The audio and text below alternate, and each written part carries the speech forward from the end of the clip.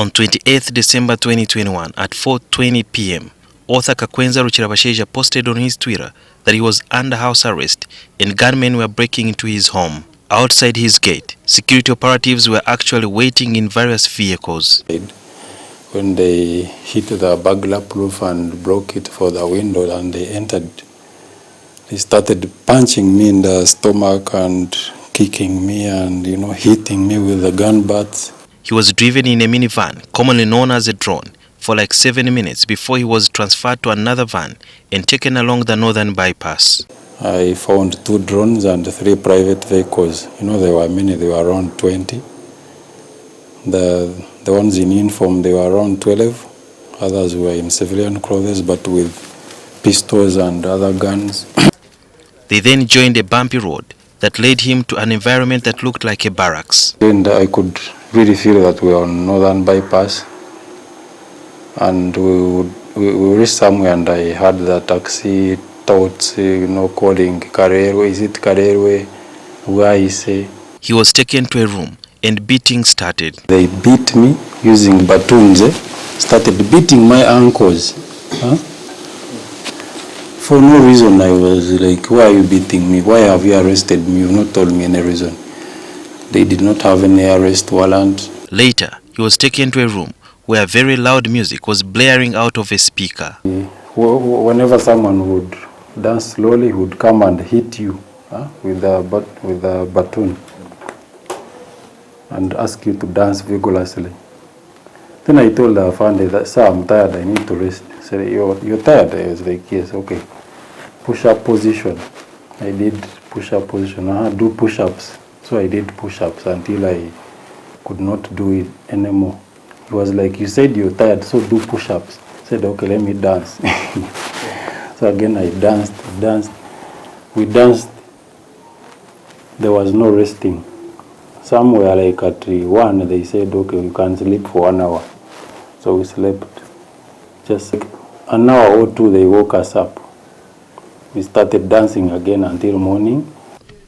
After dancing, they were given food and taken to a shower. A shower is always 2 minutes. They give you 2 minutes, of which you remove the mask when you're in the toilet or when you're showering. Of course, the toilet is kind of detached from the room. After the shower, Kakwenza says he was interrogated while being beaten. Started beating me, asking me to pull down the book from Amazon, that is Banana Republic, where I narrated my torture in CMY. So the whole story was there. They beat me with buttons, they beat me with everywhere. He was then taken back to the torture dance room.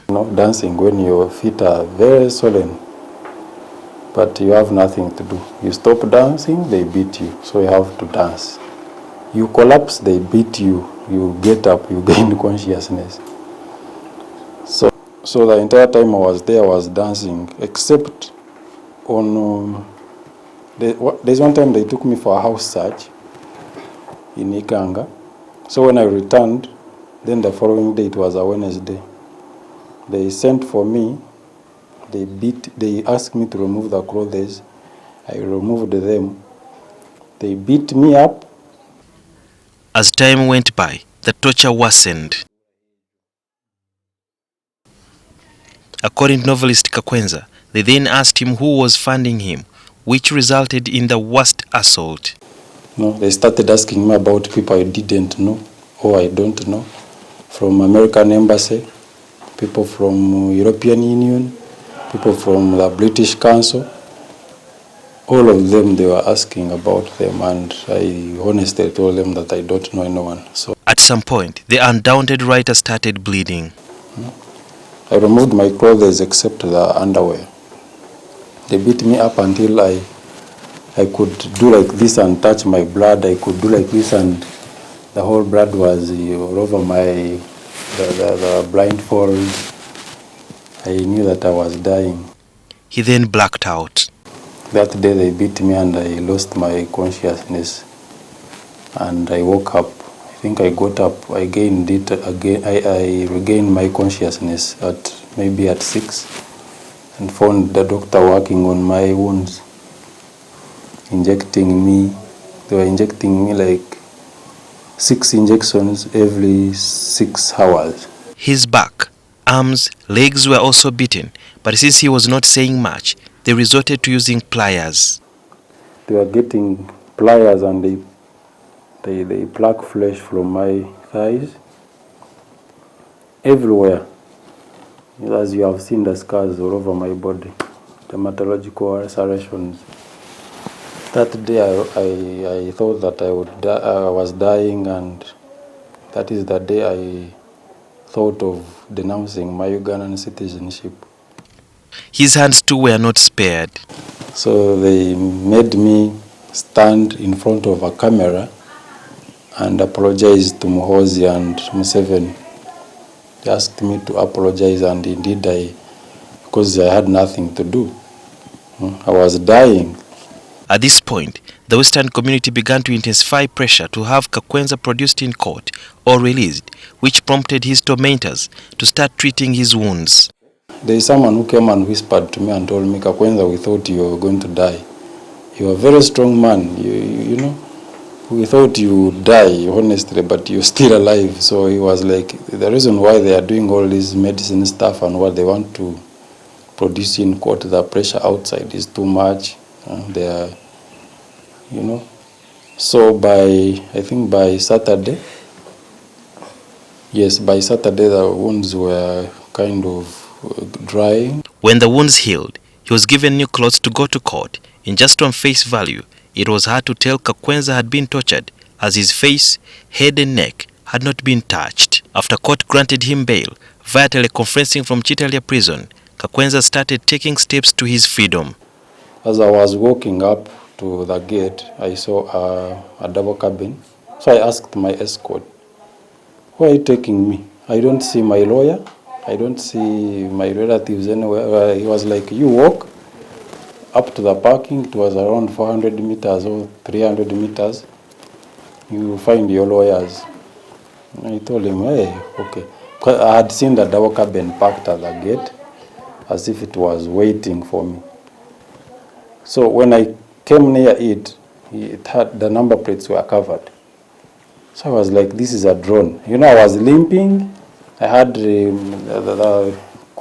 release order and other papers in my hands, and the medicine, of course, I was on.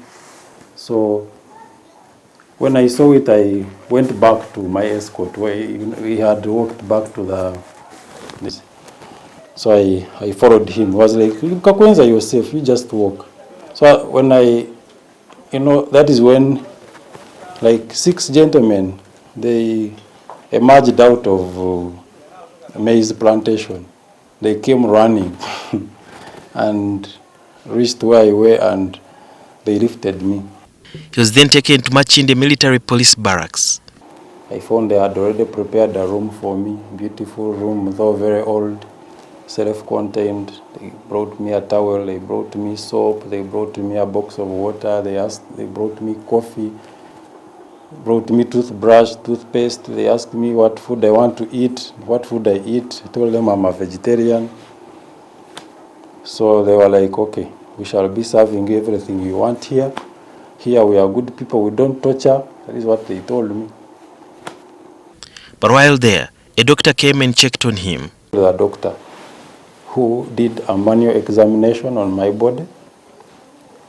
Afterwards, he stepped out. I heard him speak on phone. I don't know whom he was talking to. I was like, this man is not fine. We should not keep him here.